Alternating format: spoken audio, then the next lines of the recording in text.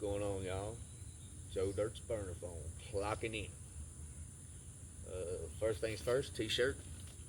Dustin the Diamond Poirier, UFC fighter, fellow Louisiana boy from Lafayette, Louisiana. Same place DC's from, Daniel Cormier. Uh, Fun fact about me and Lafayette, on my 18th birthday, me and a couple buddies and our girlfriends drove down to Lafayette and seen Metallica and Corrosion Conformity at the Cajun Dome. One of the greatest nights of my life. And I was sitting out here enjoying this gorgeous Louisiana weather, before it gets 120 degrees and it's humid as hell in about an hour and a half. I was sitting out here playing around on this here Epiphone, this gorgeous Epiphone that a friend of mine, Stacy Austin, Miss Lovely Stacy Austin, painted this sugar skull on for me.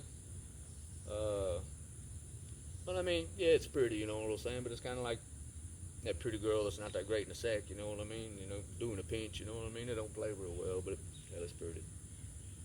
But I was playing about a girl and it got me to thinking about all the times and all the arguments I had with buddies. Man, if y'all see me scratching like Tyrone Biggums, I'm in Louisiana, man.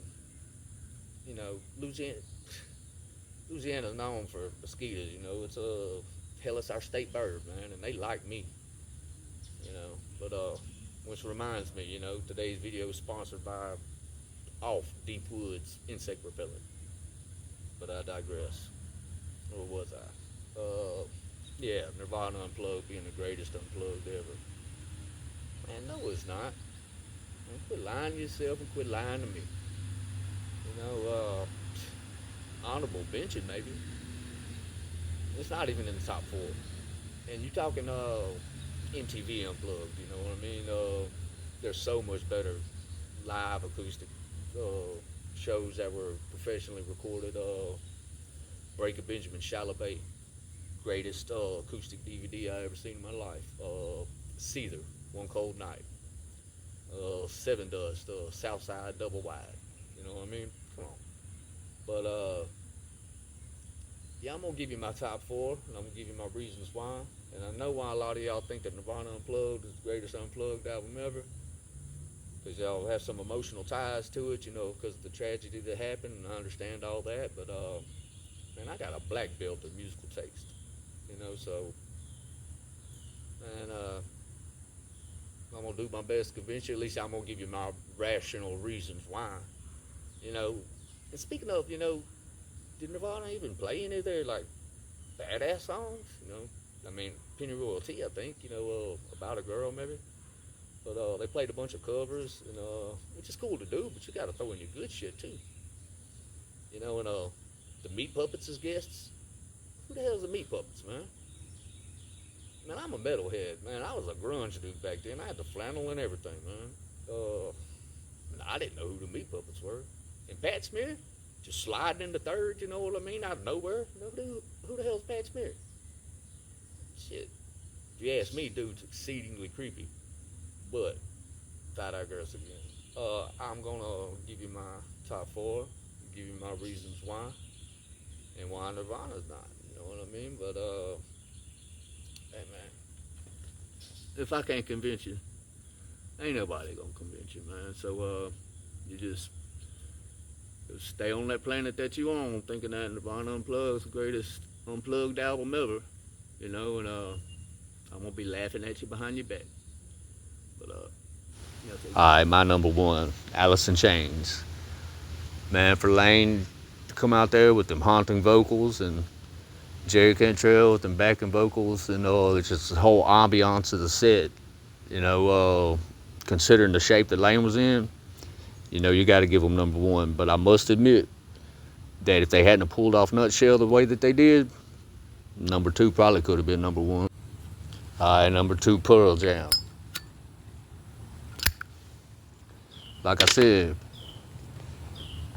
if Alice in Chains hadn't pulled off Nutshell the way that they did, man, Pearl Jam could have easily been number 1, man. Eddie Vedder's whole energy, was just Man, you gonna tell me that Kurt Cobain's energy was better than Eddie Vedder's? Come on, man. When they did Porch, man, what the fuck is this for?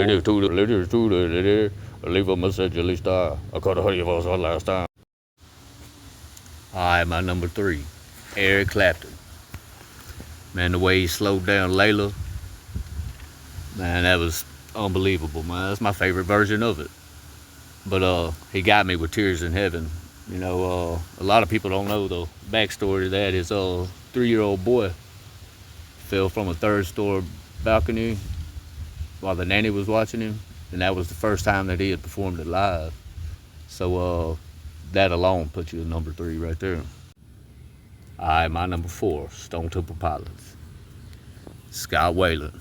Man, the way they did Creep would put them at 4 alone for me, you know. And you could just tell, man, the whole band is great musicians, which, in my honest opinion, I mean, I'm not hating, you know, Nirvana's lacking, you know. Chris Novoselic's not the best bass player. Dave Grohl's a much better singer-songwriter than he was a drummer. Kurt Cobain, you know, is our version of Bob Dylan. You know, not the best voice, you know, not a shredder on the guitar, you know, but a very talented singer-songwriter, you know. And man, I was 14 when he did what he did, and I cried, you know what I mean? I love Kurt Cobain, you know, I mean, so I'm not hating, I'm just giving my honest take on it. P.S. If y'all made it this far, man, y'all some true G's, because this is a long son of a bitch right here, man, and I appreciate each and every one of y'all, you know. The 1 or 2 that's probably listening right now. All right, man, y'all take it easy. If it ain't easy, don't fuck with it.